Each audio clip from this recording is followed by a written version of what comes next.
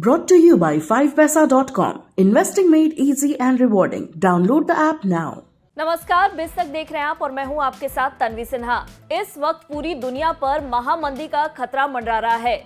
दूसरे बड़े बड़े देशों की आर्थिक स्थिति डगमगाई हुई है। अमेरिका में तो महंगाई 41 साल की ऊंचाई पर पहुंच गई है। यूरोप भी इसे अछूता नहीं है। भारत की जनता भी महंगाई से त्राहिमाम कर रही है। ऐसे में महंगाई को काबू करने के लिए दुनिया के बड़े देश ब्याज दरों में बढ़ोतरी कर रहे हैं। इसका सीधा असर ग्रोथ पर दिख रहा है। महंगाई को रोकने के लिए, नकदी सोखने के लिए जो कदम उठाए जा रहे हैं, उससे ग्रोथ की रफ्तार धीमी हो गई है। यही वजह है कि दुनिया की बड़ी बड़ी एजेंसियां इस वक्त मंदी की आहट बता रही हैं। मंदी का कुछ असर दिखने भी लगा है। शुरुआत यूरोप से करते हैं। यूरोप के ऑटो सेक्टर के आंकड़े बताते हैं कि वहां के लोग अब गाड़ी खरीदने से परहेज कर रहे हैं। रॉयटर्स की खबर के मुताबिक यूरोप में इस साल जून में कारों की सेल 1996 के बाद सबसे कम रही है। जून के महीने में यूरोपीय बाजारों में 10 लाख से कुछ ही अधिक गाड़ियां बिकी हैं।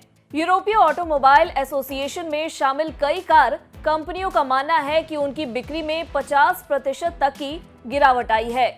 अलग अलग ब्रांड नाम से कार बेचने वाली यूरोप की प्रमुख कार कंपनी वोक्सवैगन को सेल के मामले में सबसे ज्यादा खामियाजा उठाना पड़ा है। पिछले साल जून के मुकाबले कंपनी की कार सेल में 1/4 की कमी आई है। वहीं लिमिटेड तौर पर गाड़ियों की सेल करने वाली कई कंपनियों का नुकसान बहुत ज्यादा रहा है। जून महीने में वोल्वो की नई गाड़ियों का रजिस्ट्रेशन 47.9% गिर गया है। वहीं जैगुआर लैंड रोवर ग्रुप की सेल जून में 13.2% गिर गई है।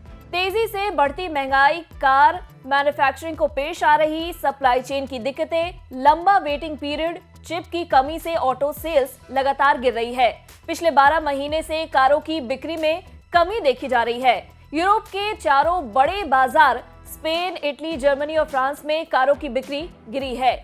ऑटो की बिक्री गिरने को मंदी की आहट नहीं माना जा सकता है, लेकिन फिर भी कारों की बिक्री गिरना इकोनॉमी के लिए खराब इंडिकेटर होता है, क्योंकि ऑटो सेक्टर से दुनिया के करोड़ों लोगों का रोजगार चलता है।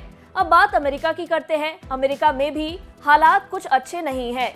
अमेरिका में पिछले 12 महीनों से कारों की बिक्री गिर रही है। अमेरिका में जून में BMW की सेल्स में 18.3% की गिरावट आई है। रोल्स रॉय की बिक्री में 3.9%, जनरल मोटर्स की बिक्री में 15.4% गिरावट दर्ज की गई है। हुंडई किया की सेल्स 19.1%, वहीं जैगुआर लैंड रोवर की बिक्री 51.9% गिरी है।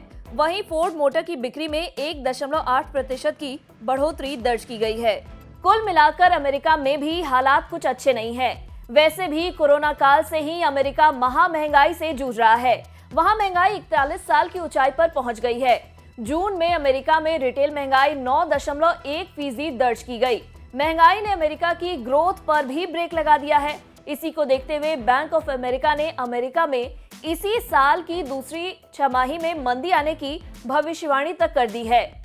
तीसरी तिमाही में अमेरिका की जीडीपी ग्रोथ -0.5% रह सकती है। चौथी तिमाही में -2% और अगले साल की पहली तिमाही में ग्रोथ -0.5% रहने का अनुमान है। कुल मिलाकर बैंक ऑफ अमेरिका के अनुमान से साबित होता है कि अमेरिका मंदी की चपेट में आने वाला है। इससे पहले कई दूसरी एजेंसीज भी अमेरिका में मंदी का फोरकास्ट कर चुकी हैं। वहीं चीन में भी हालत अच्छे नहीं नजर आ रहे हैं। अप्रैल से ही चीन ने बैंकों से पैसा निकालने पर लिमिट लगा रखा है। वहीं बैंकों पर दिवालिया होने का खतरा मंडरा रहा है। बैंकों में पैसा निकासी की रोक के खिलाफ चीनी जनता ने सड़कों पर प्रदर्शन भी किए हैं। बड़ी रियल एस्टेट कंपनियों ने वहां कर्ज की EMI चुकाने से इनकार तक कर दिया है। वहीं चीन के दूसरी तिमाही के जीडीपी ग्रोथ के आंकड़े भी अनुमान से काफी कम आए हैं।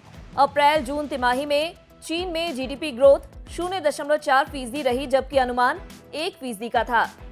कुल मिलाकर चीन, यूरोप और अमेरिका के इकोनॉमी के हालात को देखते हुए कहा जा सकता है, क्या दुनिया में महामंदी आने वाली है?